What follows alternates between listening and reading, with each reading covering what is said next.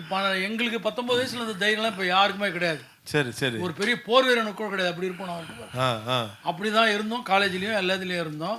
காலேஜில் வந்து பயங்கர புரட்சிலாம் பண்ணி எல்லாம் ஸ்ட்ரைக் எல்லாம் பண்ணி எங்கள் 2 பேருக்கும் வந்து தலைவர் செயலாளர் பதவியே கொடுக்க மாட்டாங்க. ஏன்னா எக்ஸாம் எழுதுறதுக்கு ஹால் டிக்கெட் கொடுக்க மாட்டாங்க. நாங்கள் என்னென்ன ஃபைனல் எக்ஸாம் பாஸ் பண்ணால் தான் தலைவர் செக்ரட்டரி நிற்க முடியும். அதனாலேயே அந்த காலேஜில் என்ன பண்ணோம், ஹால் டிக்கெட் கொடுக்காம செப்டம்பர் எழுதுனேன். அப்புறம் என் சொல்லுக்கு கட்டுப்பட்டதுக்கு ஒன்று சொல்லி ஆகணும். அது காமெடியாக இருக்கலாம். ஆனால் ஒரு நாள் ராயப்பட்டால் படிக்கிறோம் நியூ காலேஜில். நான் வந்து காந்திநகரில் இருக்கேன்.